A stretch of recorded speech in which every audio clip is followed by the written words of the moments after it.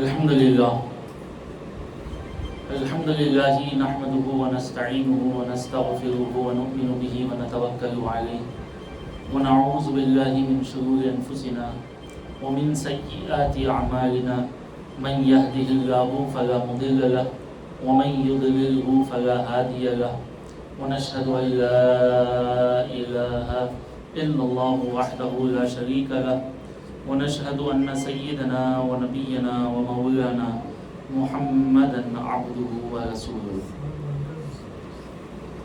أما بعد فقد قال الله تبارك وتعالى في كلامه العظيم وهو أصدق الصادقين أعوذ بالله من الشيطان الرجيم بسم الله الرحمن الرحيم إن الله وملائكته يصلون على النبي يا أيها الذين آمنوا صلوا عليه وسلموا تسليما اللهم صل على سيدنا ونبينا ومولانا محمد طب القلوب ودوائها وعافية الأبدان وشفائها ونور الأبصار وضيائها وعلى آله وأصحابه وسلم تسليما. محترم حاضرین اکرام، السلام علیکم ورحمۃ اللہ وبرکاتہ ومغفرتہ.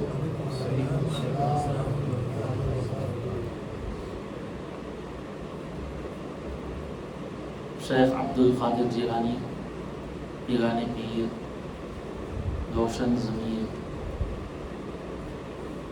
غوث الاعظم دستگیر رضی اللہ تعالی عنہ کے خطبات و مواعظ کے مجموعہ کلام الفتح الربانی کی مجلس نمبر 11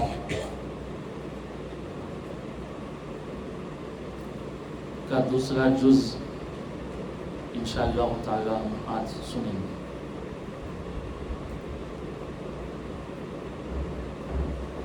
پہلے جز کے آخری حصے میں پچھلی مرتبہ ہم نے سنا تھا کہ اپنے قرآن مجید کے آداب، قرآن مجید کی تلاوت کے آداب، قرآن مجید کے متعلق آپ نے تفصیلاً بیان کیا تھا. اس کو ہم نے سنا. خاص طور پر کلام اللہ کے غیر مخلوق ہونے پر شیخ عبد القادر جیلانی رحمۃ اللہ تعالی علیہ نے بڑی زبردست گفتگو کی کہ قرآن مخلوق نہیں ہے بلکہ قرآن غیر مخلوق ہے، کہ قرآن مجید اللہ کا کلام ہے اور اللہ کا کلام وہ بنایا نہیں جاتا بلکہ اللہ کی ذات سے وہ منسوب ہے. اس اعتبار سے قرآن مجید کی اہمیت، قرآن مجید کی فضیلت اور قرآن مجید کا اشرف و اعلیٰ ہونا بھی جو ہے ظاہر ہوا. اسی مناسبت سے قرآن مجید سے متعلق آداب یہ بھی جو ہے بتائے گئے ضمناً کہ قرآن کے پڑھنے کے حوالے سے ہو، قرآن کی تلاوت کے حوالے سے ہو، قرآن مجید کے ادب و احترام کے حوالے سے ہو، اس کے آداب وغیرہ بتائے گئے.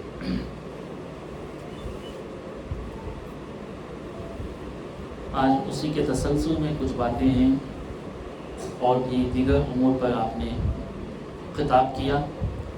انشاءاللہ تعالی ہم عربی عبارت حصول برکت کے لیے پڑھیں گے، پھر اس کے بعد اس کا ترجمہ اور اس کی تشریح کی جائے گی.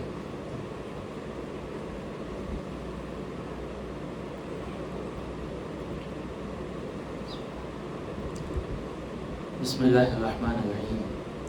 یا قوم انصحوا القرآن بالعمل به لا بالمجادلة فيه. الاعتقاد كلمات يسيرة والأعمال كثيرة. عليكم بالإيمان به. صدقوا بقلوبكم واعملوا بجوارحكم. اشتغلوا بما ينفعكم. لا تلتفتوا إلى عقول ناقصة ونية. يا قوم المنقول لا يستنتج بالعقل والنص لا يترك بالقياس. لا تترك بنية وتقف مع مجرد الدعوة. أموال الناس لا تؤخذ بالدعوة من غير بينة.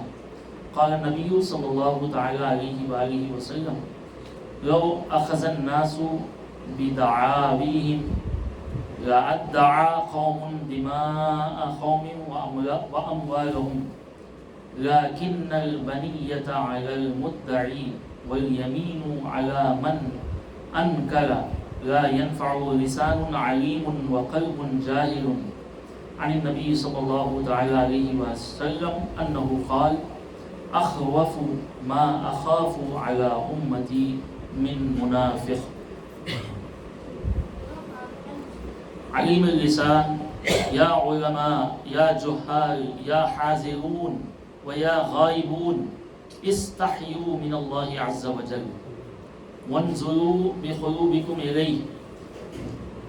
زلوا له.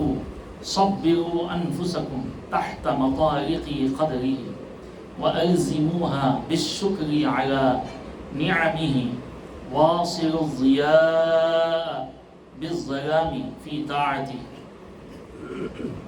فأذن تحقق ذلك منكم جاءتكم كرامة الله عز وجل وعزه وجنته في الدنيا والآخرة. يا غلام اجتهد ألا يبغي شيئا في الدنيا تحبه. إذا تم هذا في حقك لا تترك مع نفسك لحظة.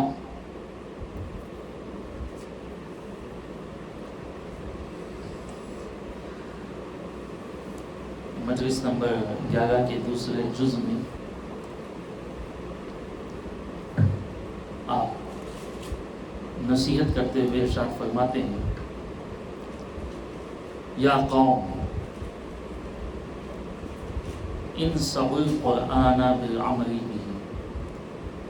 یہ آپ کا ایک الگ اسلوب ہے کہ آپ قوم کہہ کر سب کو خطاب کیا کرتے تھے. یا قوم. یا غلام بھی کہتے تھے. غلام کے معنی عربی زبان میں اردو کا غلام نہیں، عربی زبان میں غلام کے معنی لڑکے کے، بچے کے. جب محبت سے کسی کو بولنا ہوتا تو غلام کہتے تھے. بچہ، لڑکا، نوجوان، اس کو جو ہے غلام عربی زبان میں غلام کہتے ہیں. تو شیخ عبد القادر جیلانی رحمۃ اللہ علیہ نے سب کو خطاب کرتے ہوئے فرمایا اے قوم، اے صاحبو، قرآن کے خیر خواہ بنو. قرآن کے خیر خواہ بنو. کیسے؟ اس پر عمل کر کے، قرآن پر عمل کر کے قرآن کے خیر خواہ بنو، نہ کہ اس میں مجادلہ کر. مجادلہ کہتے ہیں لڑنا جھگڑنا، بحث کرنا، بحث و مباحثہ. قرآن مجید کی آیتوں میں بحث و مباحثہ کر کے، بحث و مباحثے میں نہ پڑھو قرآن مجید کی آیتوں میں، بلکہ قرآن مجید پر عمل کر کے قرآن نے جو احکامات کا حکم دیا ہے ان احکامات کی پیروی کرو اور قرآن مجید کے خیر خواہ بنو. اعتقاد کے متعلق صرف چند باتیں ہیں، البتہ اعمال بکثرت ہیں. اعمال کیا ہیں؟ کثرت سے اعمال پائے جاتے ہیں، لیکن عقیدے کے اعتبار سے چند ہی باتیں ہیں. جیسا مثال کے طور پر قرآن پر ایمان لانا، یہ عقیدہ ہے کہ قرآن اللہ سبحانہ و تعالیٰ کا کلام ہے. قرآن پر ایمان لانا کیا ہے؟ سب سے پہلے یہ جاننا کہ قرآن مجید اللہ کا کلام ہے۔ اس کے بعد یہ ماننا کہ قرآن مجید اللہ کی جانب سے محمد رسول اللہ صلی اللہ تعالیٰ علیہ وسلم کی مبارک ذات پر نازل ہوا، وحی کے ذریعے۔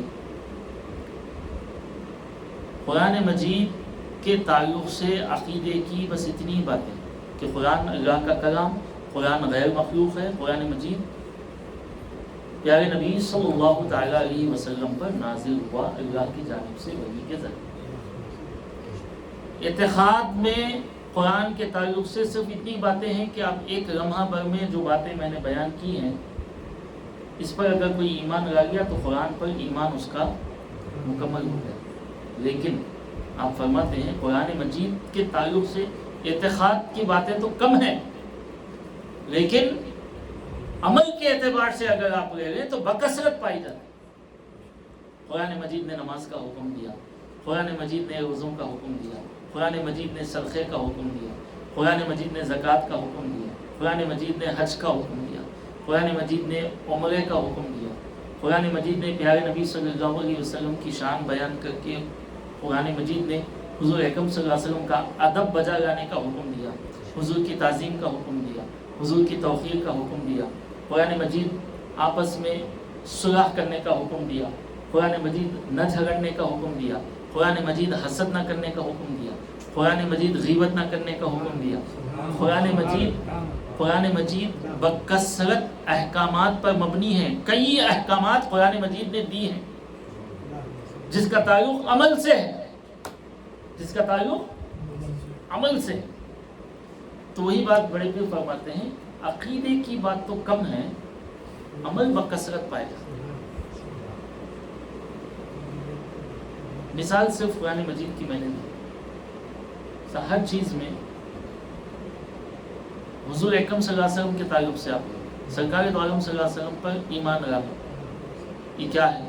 حضور پر ایمان لانا یعنی عقیدے کی بات کیا ہے کہ اللہ کے پیارے حبیب صلی اللہ علیہ وسلم اللہ کی جانب سے رسول ہیں، حضور اکرم صلی اللہ علیہ وسلم اللہ کی طرف سے بھیجے ہوئے رسول ہیں، حضور اکرم صلی اللہ تعالیٰ علیہ وآلہ وسلم اللہ کے برگزیدہ بندے ہیں جس کو ہم اور آپ اشہد ان لا الہ الا اللہ و اشہد ان محمدا عبدہ و رسولہ اس میں گواہی دے دیتے تو عقیدہ آپ کا ہو گیا۔ لیکن حضور کے تعلق سے اعمال کیا ہے؟ حضور کے تعلق سے جو چیزیں منسوب ہیں اس کے تعلق سے آپ کا عقیدہ کیا ہونا چاہیے؟ یہ حضور اکرم صلی اللہ علیہ وسلم کی ایمان لانے کے تقاضوں میں شامل ہے۔ تو یہ بات آپ فرماتے ہیں کہ قرآن مجید کے تعلق سے بھی ایسا ہی ہے، اعتقاد کے معاملات بہت کم ہیں، لیکن اعمال کی نسبت سے دیکھا جائے تو قرآن مجید ایک سمندر کے مانند ہے، کثرت اعمال پائے جاتے ہیں قرآن مجید جس کا حکم دیا گیا۔ تو آپ فرماتے ہیں کہ قرآن مجید کے خواہ بنو ان نیک باتوں پر عمل کر کے جس کا حکم قرآن مجید نے دیا ہے۔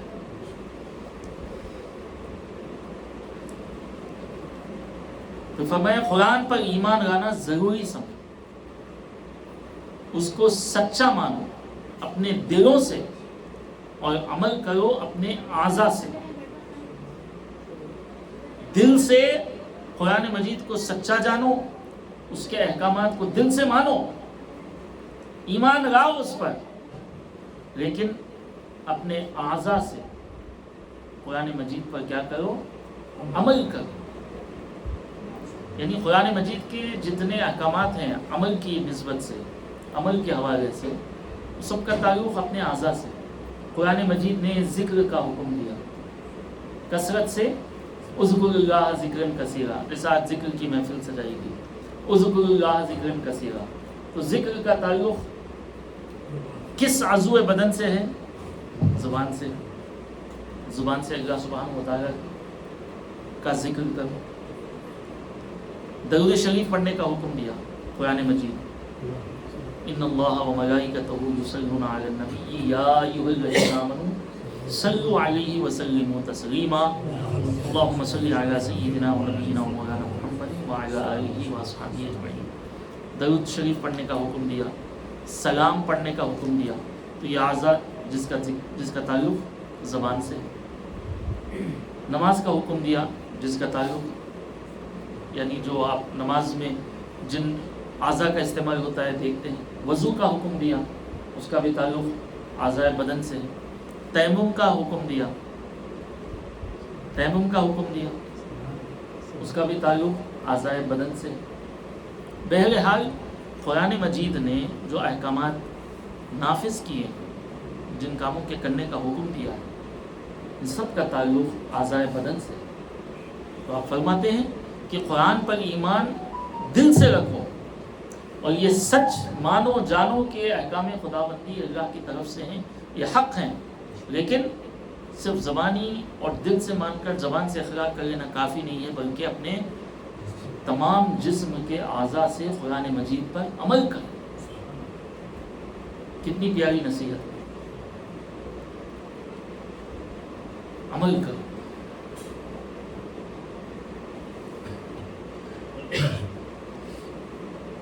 اپنے اعضاء سے اس میں مشغول ہو، اپنے اعضاء سے اس میں کیا ہو جاؤ؟ مشغول ہو جاؤ. یعنی جو چیزوں کی کمی ہے نا ہمیں، ان چیزوں کو بیان کیا جائے. سچا مان لیں گے، دل سے مانیں گے، زبان سے اقرار بھی کر لیں گے، لیکن اعمال کی جو کمی ہے خاص طور پر اہل سنت والجماعت میں بڑے پیر ہم سب کی اصلاح کرتے ہوئے نظر آ رہے ہیں. ہم سب کی اصلاح کرتے ہوئے نظر آ رہے ہیں. تم میں کمی اعمال کی ہوگی،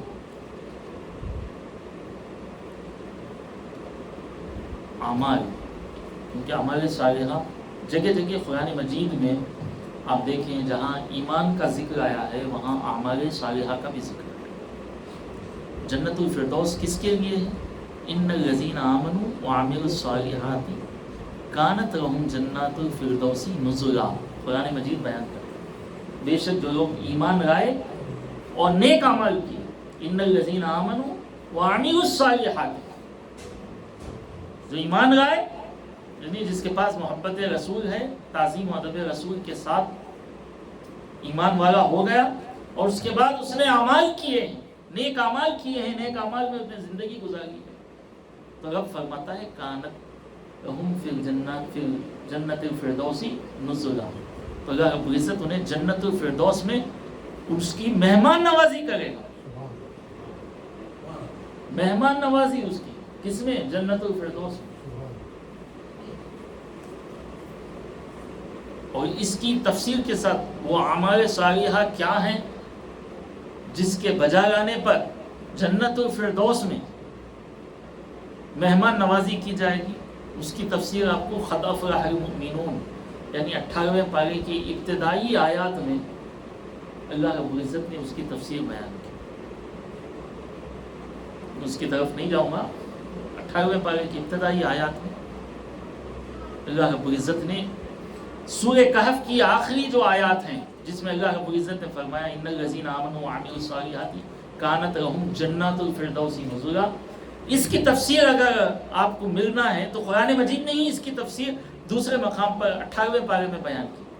16ویں پارے کی آیت ہے یہ، سورہ کہف کی آخری آیات میں سے ہے، اور اس کی تفسیر 18ویں پارے کی ابتدائی آیات میں قد افلح المؤمنون. وہاں سے ہوتے ہوئے پورے اللہ رب العزت نے وہ اعمال صالحہ کیا کیا ہیں جس کے کرنے سے اللہ رب العزت نے جنت الفردوس کا وارث بنا دے گا. اللہ فرماتا الذین یرثون الفردوس ہم فیہا خالدون. ہم اس کو پڑھتے بھی ہیں مشائخ الخیرات میں، بڑے پیر نے اس کو بھی بیان کیا.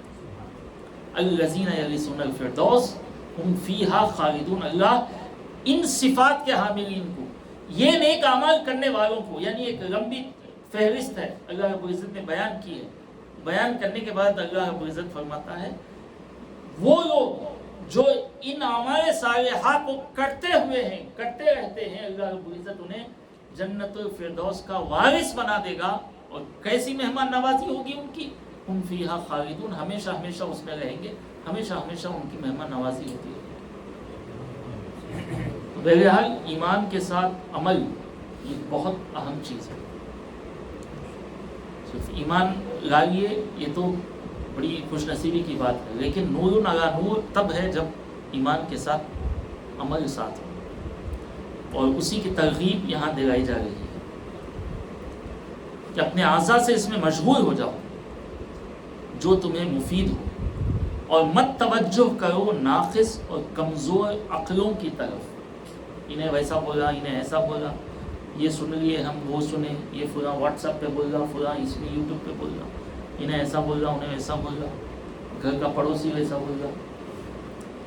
آپ دیکھیں، اسی لیے کہا جاتا ہے فَاسْأَلُوا أَهْلَ الذِّكْرِ إِن كُنتُمْ لَا تَعْلَمُونَ.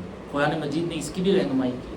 نہیں معلوم ہے نا آپ کو تو آزو بازو والے سے مت پوچھو، ایسے ویسے سے مت پوچھو، اس سے پوچھو جو جاننے والا. فَاسْأَلُوا أَهْلَ الذِّكْرِ إِن كُنتُمْ لَا تَعْلَمُونَ. قرآن پوچھتا ہے سوال کرو تم اس سے جو جاننے والا ہے، جو جاننے والا ہے.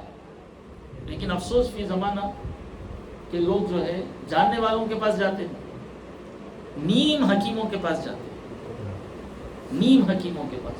مشہور مقولہ ہے نیم حکیم خطرے جان. اس کے بعد والا ایک اسی وزن پر جو ہے بعد میں بھی بنایا گیا، نیم ملا خطرے ایمان. نیم حکیم خطرے جان، نیم ملا خطرے ایمان. نیم حکیموں کے پاس اس لیے نہیں جاتے کہ جان کو خطرہ ہے. پھر نیم ملاؤں کے پاس کیسے جاتے ہو؟ ان کو کچھ معلوم نہیں.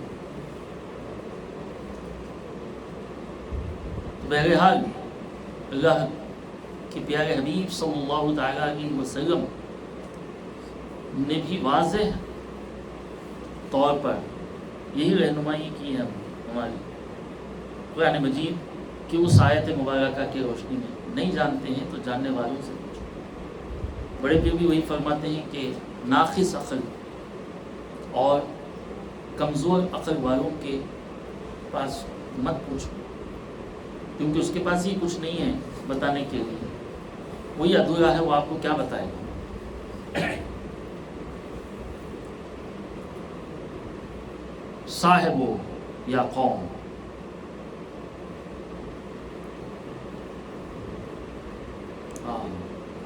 منقول مضمون کا نتیجہ عقل سے حاصل نہیں ہو سکتا، اور نص نہیں چھوڑی جا سکتی قیاس سے. البتہ عقل اور قیاس اگر نقل اور نص کے خلاف ہو تو عقل کو ناقص اور قیاس کو فاسد کہہ کر چھوڑ دیں گے. سبحان اللہ، یہ تھوڑی سی علمی گفتگو ہے. فرماتے ہیں جو چیز منقول ہے، مثال کے طور پر اس کی مثال دیتا ہوں. منقول مضمون کہتے ہیں کوئی بھی ٹاپک ہو. منقول جس کو نقل کیا گیا، مثال حدیث مبارکہ. سرکار دو عالم صلی اللہ تعالیٰ علیہ وسلم سے صحابہ نے سنا، صحابہ سے تابعین نے سنا، تابعین سے تبع تابعین نے سنا، صحابہ سے سرکار سے صحابہ نے نقل کیا، صحابہ سے تابعین نے نقل کیا، تابعین سے تبع تابعین. یہ جو سلسلہ چلا آیا، اور جو آج ہمارے درمیان جو حدیث کے کتب ہیں یا جو آثار صحابہ ہیں، اخبار صحابہ ہیں، یہ سب منقولات میں سے ہیں. یہ سب کیا ہیں؟ منقولات. یعنی اب یہ حدیث کہاں سے پہنچی تو ہم دیکھتے ہیں کہ ان سے انہوں نے سنا، ان سے انہوں نے سنا، ان سے انہوں نے سنا، ان سے انہوں نے سنا، یہاں تک کہ وہ سلسلہ کہاں تک جا ملتا ہے؟ سرکار دو عالم صلی اللہ علیہ وسلم. بڑی پیاری بات آپ فرماتے ہیں، جو منقول مضمون ہے، یعنی جس کا سلسلہ سرکار سے ملتا ہے، وہ منقول مضمون ایک طرف ہے، ایک چیز بیان کر رہا ہے، وہ منقول مضمون ایک چیز بیان کر رہا ہے، تو اپنے عقل کو اس میں مت لگاؤ. یہ کیسا ہو سکتا؟ یہ کیوں ہو سکتا؟ اپنے عقل کو مت لگاؤ. آپ فرماتے ہیں کیونکہ منقول مضمون کے برخلاف اپنے عقل کو نہ لگاؤ. منقول مضمون جو کہتا ہے اس پر عمل کرو. اس پر کیا کرو؟ عمل کرو.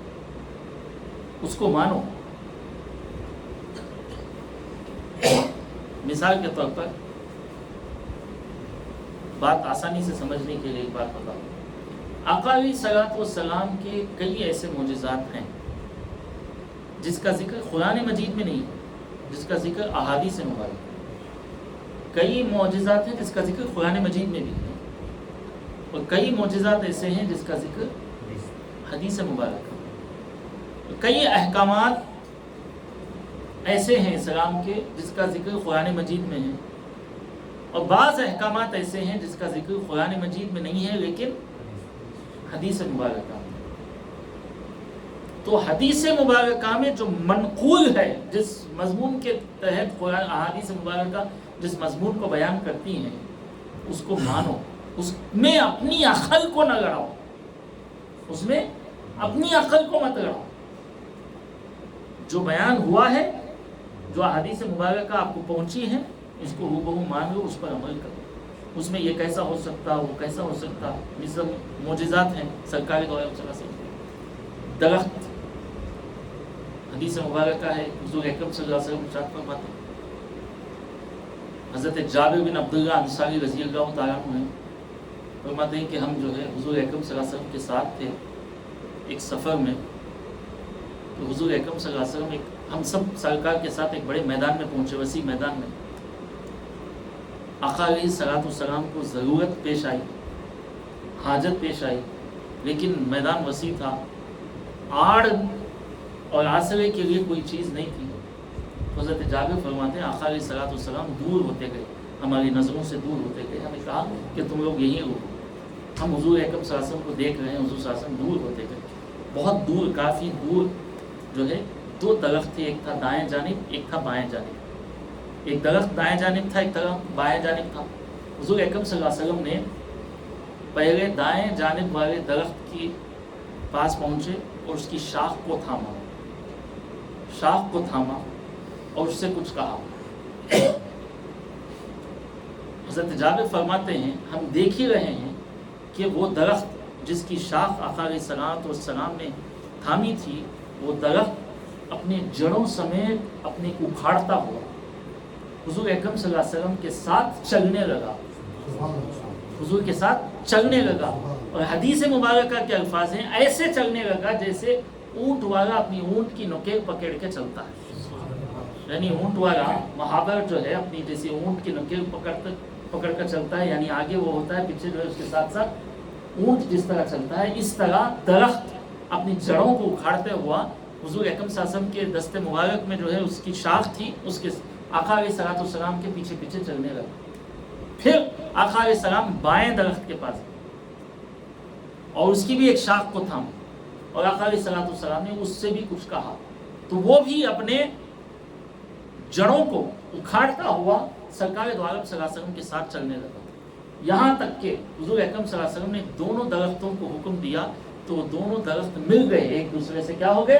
مل گئے. تو آسرا ہو گیا، میدان میں آسرا ہو گیا. آقا علیہ الصلوۃ والسلام نے رفع حاجت فرمائی.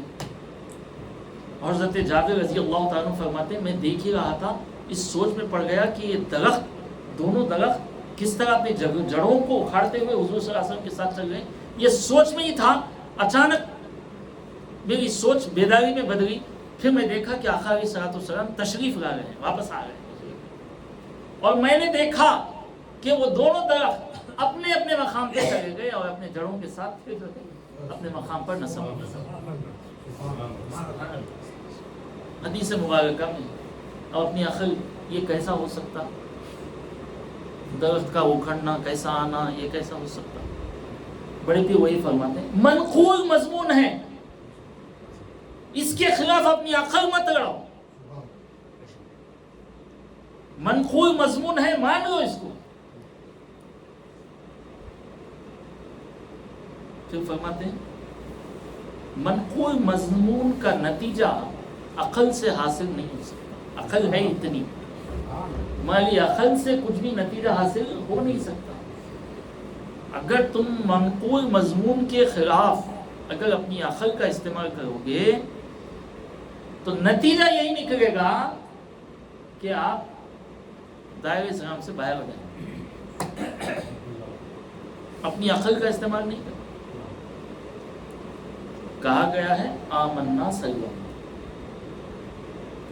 ایسے ہی فرماتے ہیں اسی طرح نس نہیں چھوڑی جا سکتی قیاس سے.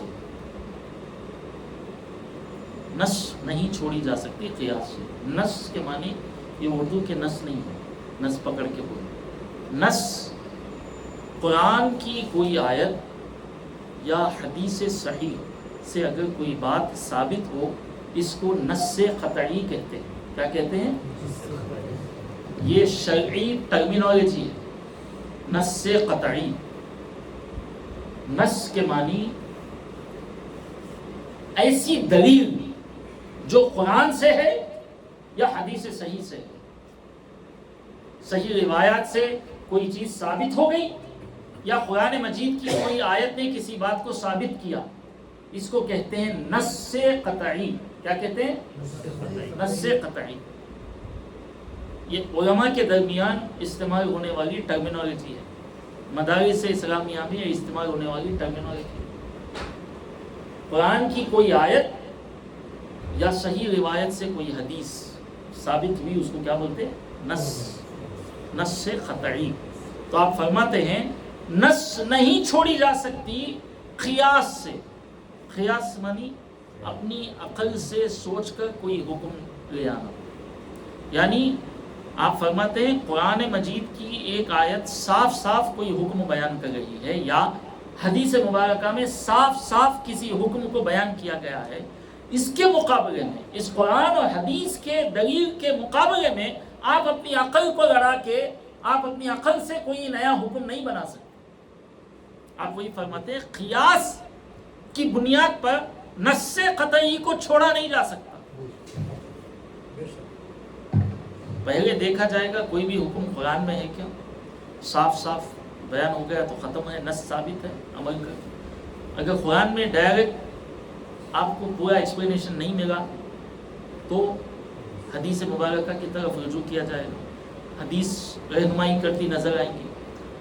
اگر حدیث مبارکہ میں بھی آپ کے حساب سے اگر کوئی مسئلہ آپ نکال نہ سکے تو اس کے بعد یہ دیکھا جائے گا اجماع، اس کے تعلق سے صحابہ نے یا فقہا نے کیا حکم دیا ہے. اگر وہ بھی نہ ہو، اگر ڈائریکٹ آپ کو جس مسئلے کی تلاش میں آپ حل کی وہ ڈائریکٹ اس میں نہ ملے تو اس کے بعد قیاس کیا جاتا ہے. قیاس یعنی اسی طرح کے مضامین کو سامنے رکھتے ہوئے اپنی عقل سے ایک رائے پیش کی جاتی ہے کہ اس کا حکم یہ ہو سکتا ہے. اس کو کہتے ہیں قیاس. اس کو کہتے ہیں قیاس.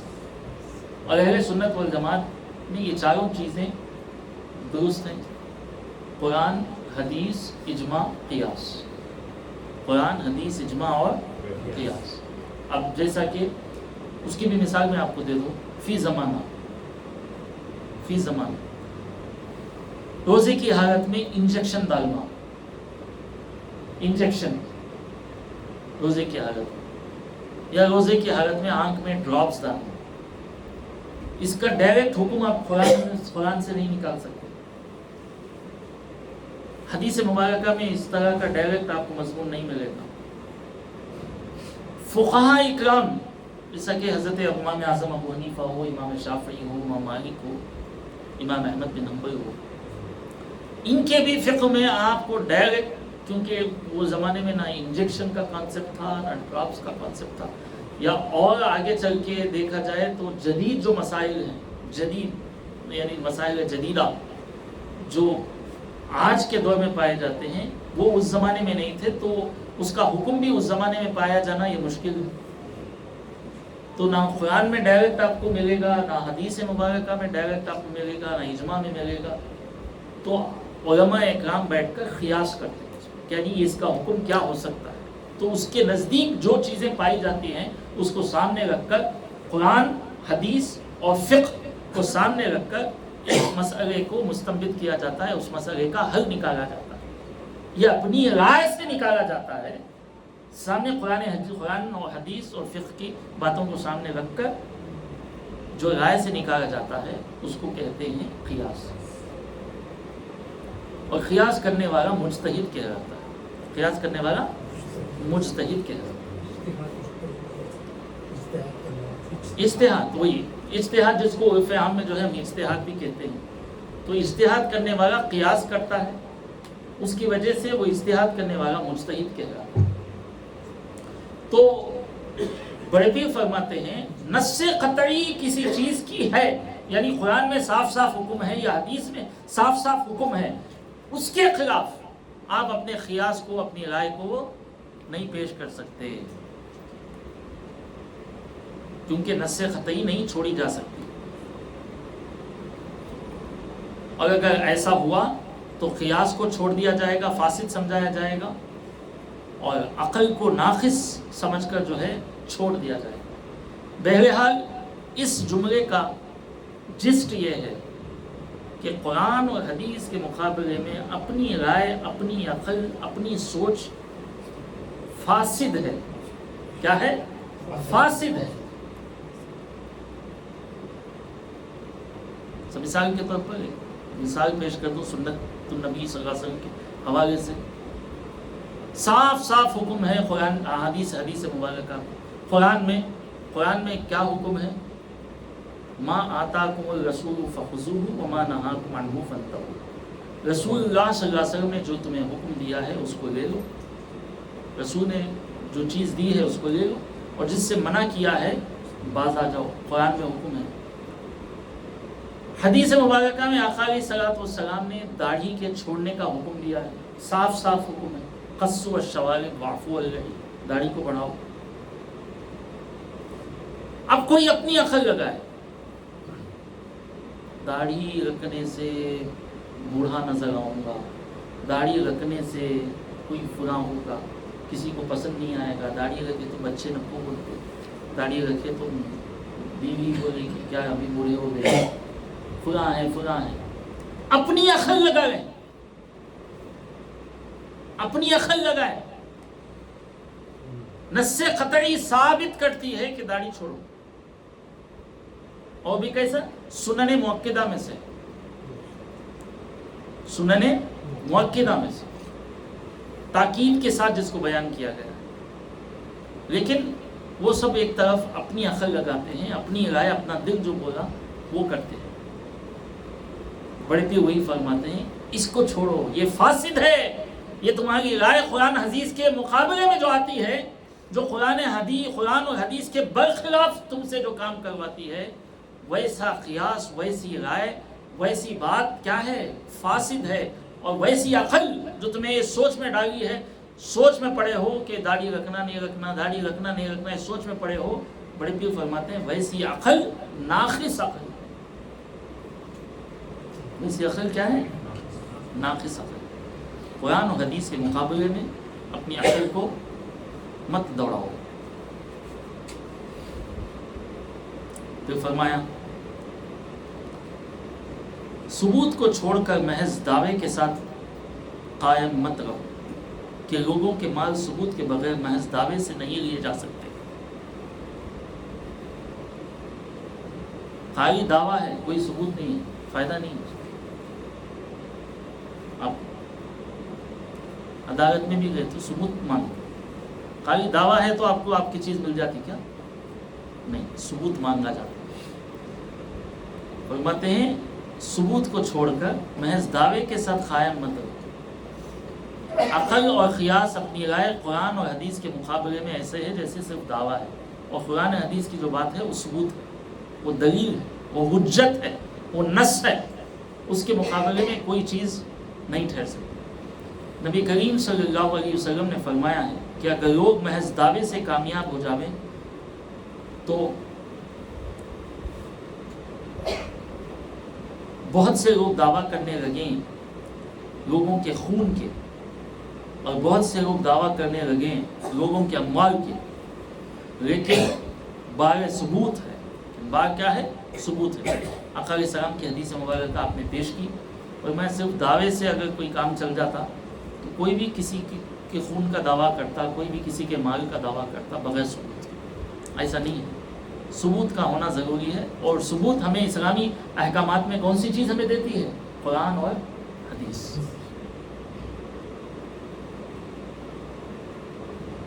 پھر اس کے بعد فرمایا، نبی کریم صلی اللہ علیہ وسلم نے فرمایا، اور ایک حدیث مبارک آپ نے بیان کی کہ مجھ کو بڑا اندیشہ جس کو اپنی امت کے لیے خطرناک سمجھ رہا ہوں اس منافق کی طرف سے ہے جس کی زبان خوب ماہر ہو، جس کی زبان کیا ہے؟ خوب ماہر۔ اخوف ما اخاف علی امتی میں منافق۔ اللہ، اے دانش مندوں اور اے نادانوں، اے موجودہ لوگوں اور اے غائبوں غیر حاضروں، شرماؤ اللہ عز و جل سے۔ یہ تو بڑے پیر کا کلام ہے، حضور صلی اللہ علیہ وسلم کی حدیث وہاں تک ہے کہ اس سے حضور اکرم صلی اللہ علیہ وسلم نے فرمایا مجھے میری امت میں سب سے زیادہ خوف کس سے ہے؟ منافق سے۔ ابھی کیسا منافق؟ علیم اللسان ہے، جو خوب زبان کا ماہر ہو، الفاظی ہو، بہت بولنے والا ہو، عمل میں کچھ بھی نہیں۔ آقا علیہ السلام فرماتے ہیں یہ سب سے زیادہ خطرناک ہے میری امت کا، یہ سب سے زیادہ ڈینجرس ہے، اس سے مجھے زیادہ خوف ہے۔ اسی طرح کے مضمون میں آقا علیہ السلام کی اور ایک حدیث مبارکہ بھی ملتی ہے۔ آقا علیہ السلام ارشاد فرماتے ہیں کہ مجھے یہ قسم کھا کر کہیں، آقا علیہ السلام نے اللہ کی قسم کھائی اور ارشاد فرمایا مجھے یہ خوف نہیں کہ میرے بعد تم شرک کرو۔ آقا علیہ السلام نے فرمایا مجھے یہ خوف نہیں ہے کہ میرے بعد تم لوگ شرک کرو گے، لیکن مجھے یہ خوف ہے کہ میرے بعد تم دنیا پرست ہو جاؤ، دنیا دنیا بول کے دنیا کے پیچھے جانے لگو، اس بات کا مجھے خوف ہے، شرک کا خوف نہیں ہے۔ معلوم ہوا مسلمانوں میں پھر شرک پلٹ کر واپس آنے والا نہیں ہے۔ یہ جو بول رہے تھے شرک کرتے یہ رٹ ہے ان کی حدیث مبارکہ کے، گویا جو بھی یہ کہہ رہا ہے نا شرک کرتے، گویا حضور کی قسم پر بھی اسے اعتماد نہیں۔ حضور نے قسم کھا کر کہی کوئی بات، اس کے بعد بھی وہ کہہ رہا ہے کہ مسلمانوں میں جو ہے شرک بولتے۔ اور آیتوں کو، کون سی آیتوں کو مسلمانوں پر چشمہ کرتے معلوم؟ وہ آیتیں جو قرآن مجید میں کفار کے لیے نازل ہوئی، کافروں کے لیے جو نازل ہوئی آیتیں، وہ مسلمانوں پر جو ہے چشمہ کر کے بولتے دیکھو قرآن نے ایسا کہا ہے، اس کے خلاف یہ لوگ کریں۔ ارے جب اس کے سیاق و سباق، اس کے کانٹیکسٹ کو دیکھیں گے تو معلوم ہوگا وہ آیتیں کفار اور مشرکین کے لیے نازل کی، ان کے حق میں نازل ہوئی آیتیں ہیں، اس کو مسلمانوں پر چپکا دیتے ہیں، چسپاں کر کے بولتے ہیں کہ جو ہے یہ لوگ شرک کرتے ہیں۔ جبکہ آقا علیہ السلام نے صاف ارشاد فرمایا کہ مجھے یہ خوف نہیں اس بات کا کہ میرے بعد تم شرک کرو گے، لیکن مجھے یہ خوف ہے اس بات کا کہ میرے بعد تم کیا ہوگے؟ دنیا پرست ہو جاؤ۔ آج ہم دیکھتے ہیں کوئی چیز جب تک ہی چھپی نہیں۔ سے بڑے پیر یہاں جو فرما رہے ہیں، جو حدیث مبارکہ کو لے آئے ہیں، فرماتے ہیں کہ سب سے زیادہ ڈینجر آدمی، اس کا خطرناک جس کو میں سمجھ رہا ہوں، آقا علیہ السلام فرماتے ہیں وہ ہے منافق۔ کیسا منافق؟ علیم اللسان، زبان کا بڑا ماہر ہے، یعنی خوب بہت اچھا بولتا ہے لیکن عمل میں کچھ نہیں۔ تو آج کا درس جو ہے خاص طور پر عمل کی طرف توجہ دلاتا ہے، اور اس بات کی بھی طرف توجہ دلاتا ہے کہ قرآن اور حدیث کے مقابلے میں اپنے رائے مشوروں کو، قیاس کو، عقل کو نہ دوڑاؤ۔ پھر آگے فرمایا اے دانش مندو، یعنی اے عقل مندو، اے نادانوں، اے موجودہ لوگوں، یعنی جو لوگ موجود ہیں، اے موجودہ لوگوں، اے غائبوں جو غائب ہیں، ان کے لیے بھی یہ پیغام ہے۔ غائبوں میں ہم سب ہیں، اس زمانے کے غائبوں میں ہم سب ہیں، یعنی ہمارے لیے بھی یہ پیغام ہے۔ اے غائبوں، غیر حاضروں، ان کے لیے بھی پیغام ہے. کیا پیغام دے رہے ہیں آپ؟ سب کو خطاب کرتے ہیں. کیا پیغام دے رہے ہیں؟ شرماؤ اللہ عز و جل سے اور نظر کرو اس کی جانب اپنے خیوب سے. اللہ سے حیا کرو, شرماؤ اللہ سے.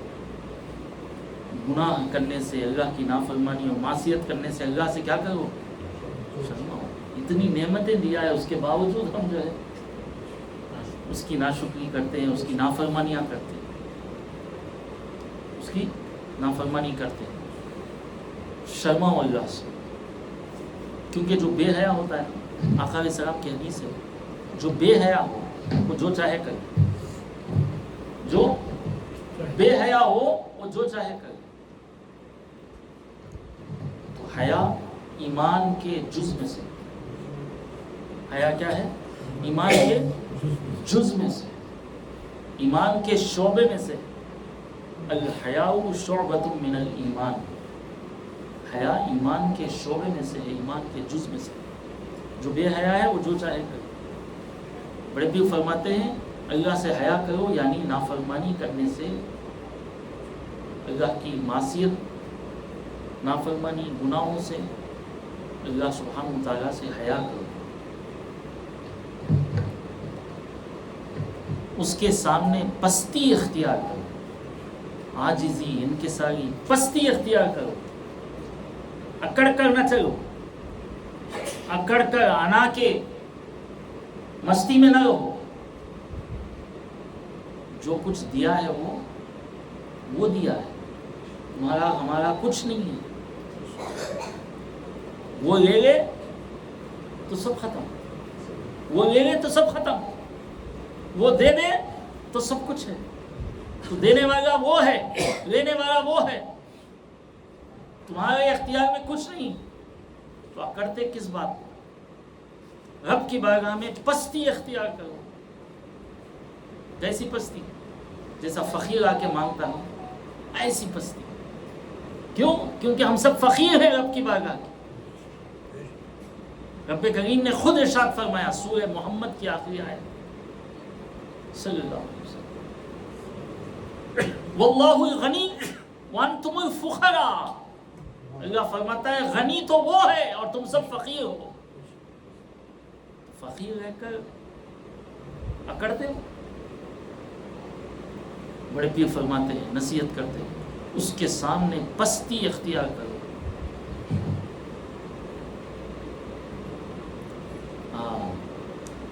اس کی تقدیر کے گرزوں کے نیچے اپنے نفسوں کو رکھ دو کہ جس طرح چاہے کچلے. اللہ اپنے نفسوں کو گرزوں کے, اس کی تقدیر کے گرزوں کے نیچے رکھ. یعنی تقدیر جو کہتی ہے نا, تقدیر پر راضی برضا, یہی جملہ ہے. تقدیر پر راضی برضا ہو, کیونکہ تقدیر میں جو مقدر ہو چکا ہے نا وہ ہو کر ہی رہے, وہ ہو کر ہی رہے گا. نیچے اوپر ہو جائے لیکن بدلنے والا نہیں ہے. جو خزائن مبرم ہے, تقدیر مبرم ہے, یہ بدلنے والی نہیں. تو اللہ سبحانہ و تعالیٰ نے, اسی لیے تو بزرگان دین جو ہے ہر حال میں اللہ کا شکر ادا کرتے. بولتے تھے مصیبت آئی تو ہی بولتے تھے مولا تیرا شکر ہے, اس مصیبت کے لیے تو نے مجھے چنا ہے, اس مصیبت کے لیے تو نے مجھے چنا ہے. جتنی امت میں یہ مصیبت مجھ پر آئی ہے, مولا تیرا شکر ہے. کیوں؟ ما اصاب من مصیبت الا باذن اللہ. مصیبت تمہیں نہیں پہنچ سکتی لیکن اللہ کے اذن سے تمہیں پہنچتی. نفسوں کو کچلے ہو, نفسوں کو کچلے ہو. اللہ. حضرت سفیان الثوری رضی اللہ تعالیٰ مشہور محدث ہیں, مشہور محدث حضرت سفیان الثوری رضی اللہ تعالیٰ. سفیان ثوری کا معمول تھا زبردست مرغن غذا کھاتے تھے. عظیم محدث، زبردست مرغن غذا کھاتے تھے. کھا پی کے ہونے کے بعد سب کیا ہوتے ہیں؟ ہم مست ہو جاتے ہیں. گھر کو کہیں تو بستر ہی نظر آتا، لیکن کھا پی کر بستر کے پاس جاتے تھے. حضرت سفیان ثوری رضی اللہ عنہ کہتے تھے کہ اب میں تیرے پاس آنے والا نہیں ہوں،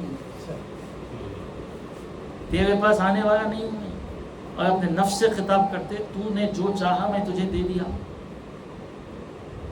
تو جو چاہا میں دے دیا، میں نے تیری بات سنی، اب رات بھر تو میری بات سن. اور عبادت کے لیے کھڑے ہو جاتے، رات بھر عبادت کے لیے کھڑے ہو جاتے تھے اور نفس سے خطاب کرتے، تو نے جو چاہا میں نے دے دیا، اب میں جو چاہوں وہ میں تجھ سے لوں. عبادت کے لیے کھڑے ہو جاتے اور بستر کی طرف رات میں دیکھ کے کہتے، تیرے پاس میں آنے والا نہیں. بڑے پیر فرماتے ہیں اللہ کی تقدیر کے آگے اپنے نفسوں کو رکھ دو تاکہ وہ کچلے جائیں. جب وہ کچلے جائیں گے تو مقام راضیہ سے ہوتے ہوئے مقام مرضیہ میں پہنچے. جیسے یا ایتھا النفس المطمئنہ ارجعی الی ربک راضیۃ مرضیہ. مطمئنہ سے ہوتے ہوئے مقام راضیہ پر پہنچیں گے اور اس کے بعد مقام مرضیہ اس کو حاصل ہے. راضیہ اور مرضیہ میں فرق یہ ہے، راضی میں بندہ راضی ہوتا ہے رب سے، بندہ راضی ہو گیا، اور مرضیہ میں رب راضی ہو جاتا ہے بندے سے،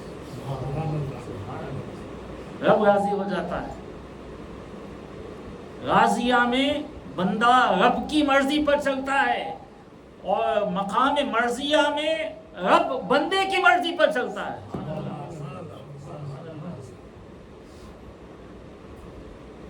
مقام مرضیہ،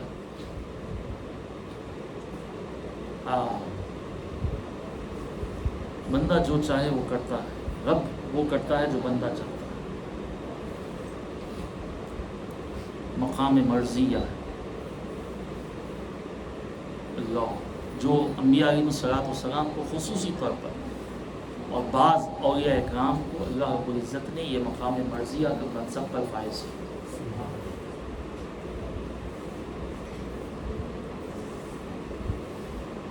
اور ہمیں اس بات پر بڑا فخر ہے کہ ہمارے پیران پیر، روشن ضمیر، خندیر النورانی، محبوب السبحانی، معشوق ربانی سیدنا شیخ عبد القادر الجیلانی غوث الاعظم رضی اللہ تعالیٰ عنہ بھی مقام مرضیہ پر فائز تھے. مقام مرضیہ پر فائز تھے.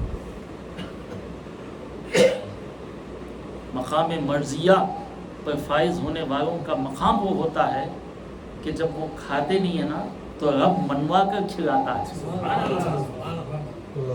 رب کے لیے چھوڑے رہتے ہیں غذاؤں کو تو رب انہیں اپنی قسمیں دے دے کے کھلاتا ہے. اس کو امام اہل سنت امام احمد رضا فاضل بریلوی رحمۃ اللہ علیہ نے بڑے اچھے انداز میں پیش کیا. قسمیں دے دے کے کھلاتا ہے، پلاتا ہے تجھے، پیارا اللہ بھی ہے چاہنے والا تیرا. واہ کیا غوث، واہ کیا مرتبہ ہے، غوث ہے بالا تیرا، اونچے اونچوں کے سروں سے قدم آلا تیرا. سر بھلا کیا کوئی جانے کہ ہے کیسا تیرا، اولیاء ملتے ہیں آنکھیں وہ ہے تلوا تیرا. مقام مرضیہ پر یہ مقام پر پہنچتا ہے بندہ کہ رب اس کو منوانے لگتا ہے. ہاں سبحان اللہ. اللہ ہمیں مقام مطمئنہ تک پہنچا دے تو کافی ہے. ہم جو ہے لوامہ کے ارد گرد گھوم رہے ہیں، نفس لوامہ ہم پر غالب ہے. اللہ نفس مطمئنہ ہمارے نفس کو نفس مطمئنہ بھی کر دے ان بزرگوں کے جوتیوں کے صدقے ہو تو پھر تو بڑی مہربانی ہو، وہ کافی ہے ہماری نجات کے لیے. اللہ بے شک. آمین آمین. اب جب اللہ والوں کا یہ مقام ہے، اولیاء اللہ کا جب یہ مقام ہے جس کو عام آدمی پہنچ نہیں سکتا، تو نبیوں کا عالم کیا ہو؟ نبیوں میں سید الانبیاء کا مقام کیا ہوگا؟ جو آج کا 1400 سال کے بعد آ کے بولتا کہ ہم بھی نبی بھی ایک ہیں. یہ سب باتیں ہمیں اس بات کی طرف اشارہ کرتی ہیں کہ جب عام انسانوں میں نفس سے مقام راضیہ پر رہنے والا مقام مرضیہ کے مقابلہ نہیں کر سکتا، مقام مطمئنہ میں رہنے والا مقام راضیہ اور مقام مرضیہ پر رہنے والے کا مقابلہ نہیں کر سکتا، تو ایک امتی انبیاء نبی وہ بھی سید الانبیاء کے مقابلے میں کیسے آ سکتا ہے؟ اللہ ہم سب کے عقیدے کو مضبوط فرمائے، بدعقیدوں کی صحبت اختیار کرنے سے اللہ ہماری حفاظت فرمائے.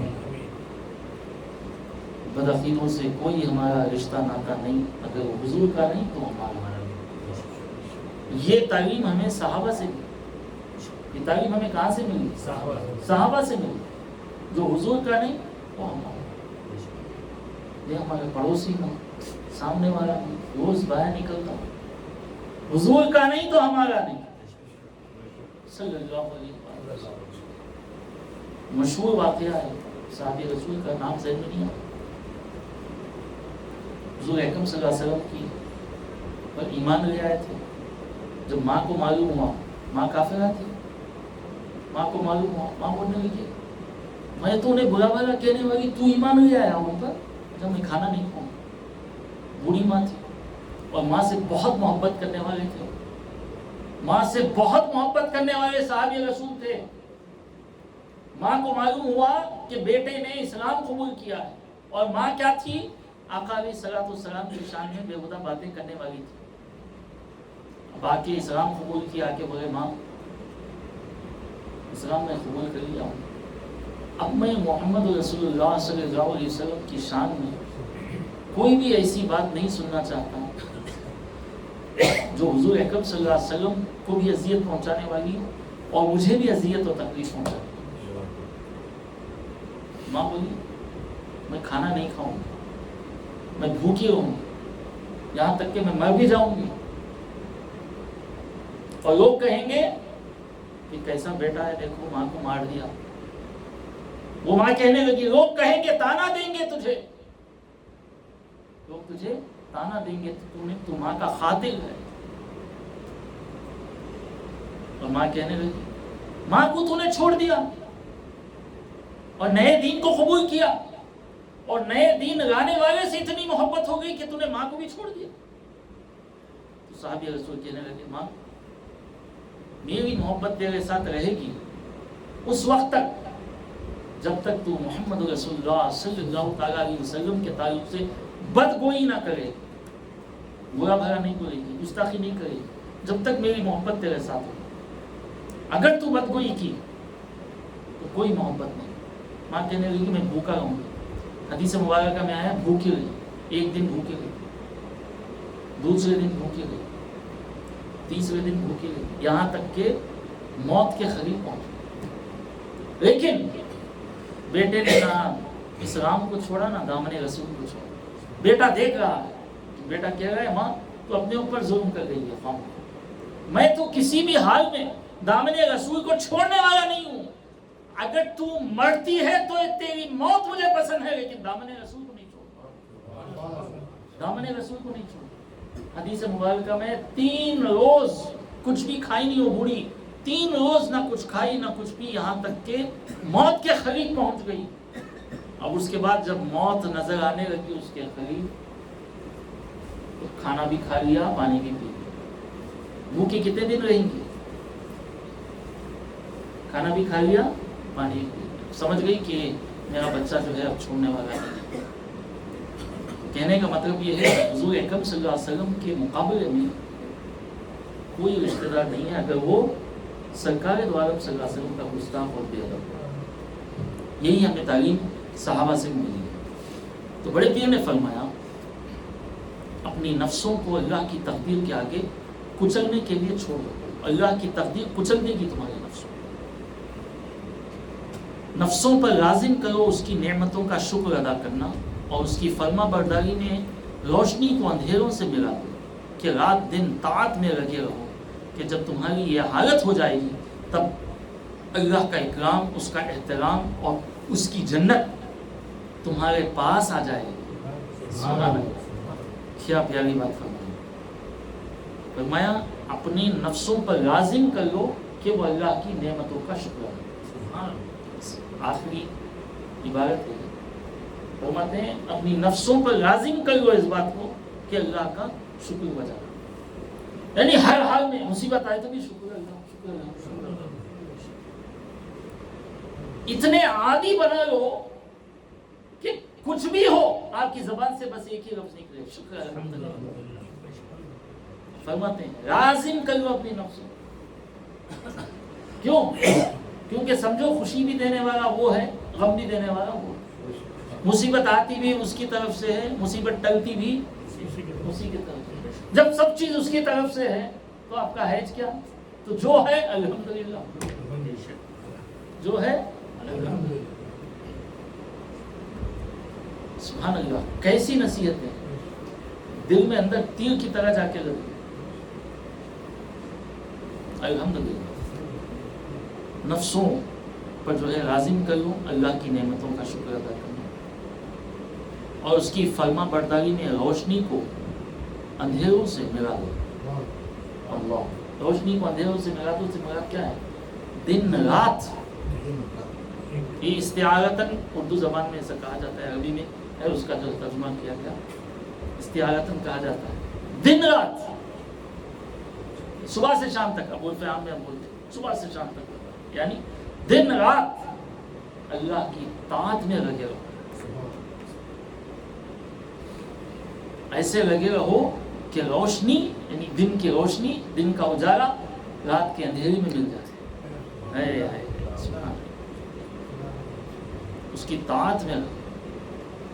طاعت یعنی فرما برداری کو طاعت کہتے ہیں.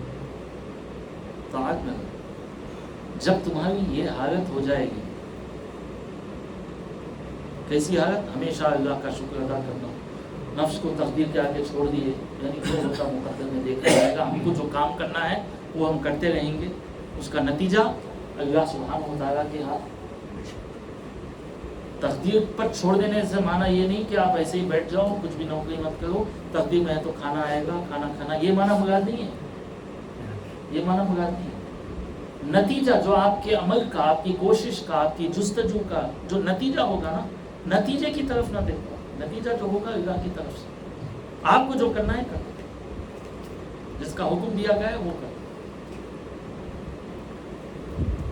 آقا علیہ الصلوۃ والسلام کی یہاں بھی ہمیں تعلیم ملتی ہے. حضور اکرم صلی اللہ علیہ وسلم نے فرمایا اپنی اونٹ کو, اونٹ ہے نا, اونٹ کو اللہ پر توکل بول کے ایسے ہی مت چھوڑو.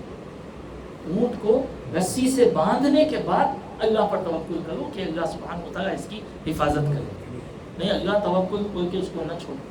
یہ بھی تعلیم ہمیں ملی ہے حضور اکرم صلی اللہ علیہ وسلم کی. یہ معنی بھی وہی ہے کہ کوشش کرو, جستجو کرو, اس کے بعد نتیجے کو اللہ کی طرف چھوڑو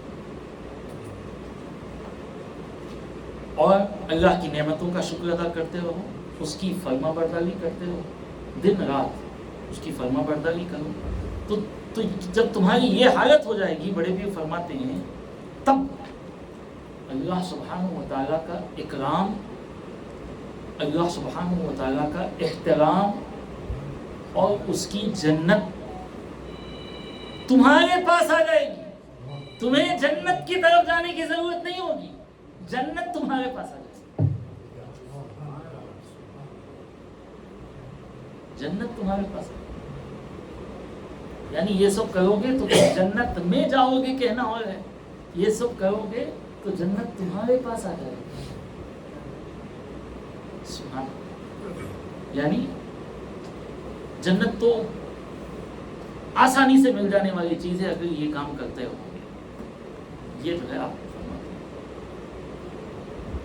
اور فرماتے ہیں دنیا اور آخرت دونوں جگہ, دنیا میں بھی آخرت میں، یعنی دونوں جگہ اللہ سبحانہ و تعالیٰ کا فضل، اللہ سبحانہ و تعالیٰ کا احسان، اللہ کا انعام، اللہ کا اکرام، اللہ کا احترام، یہ تمام نعمتیں تمہیں میسر ہوگی جب تم اللہ کی نعمتوں کا شکر ادا کرتے رہو گے، اللہ کی طاعت و فرما برداری میں زندگی گزارتے رہو گے، تو یقیناً یہ تمام نعمتیں اللہ سبحانہ و تعالیٰ تمہیں عطا فرمائے گا، یہاں تک کہ اخروی جو بڑی نعمت ہے جس کو سب چاہتے ہیں کہ ہم اس میں جائیں، جو جنت، وہ بھی آپ کی ہو جائے گی۔ تو اللہ رب العزت سے دعا ہے مولا کریم جو کچھ سنے ہیں اس پر عمل کی توفیق عطا فرمائے، کہنے سننے کے ساتھ ساتھ اللہ ہم سب کو عمل کی توفیق عطا فرمائے، نیک اعمال کرنے کی اللہ ہم سب کو ہدایت نصیب فرمائے، اور ان نیک باتوں کو دوسروں تک پہنچانے کی اللہ ہمیں ہدایت نصیب فرمائے، آمین بجاہ سید المرسلین حبیب رب العالمین صلی اللہ تعالی وسلم علی خیر خلقہ سیدنا ونبینا ومولانا محمد وآلہ وصحبہ اجمعین، سبحان ربک رب العزة عما یصفون وسلام علی المرسلین والحمد للہ رب العالمین۔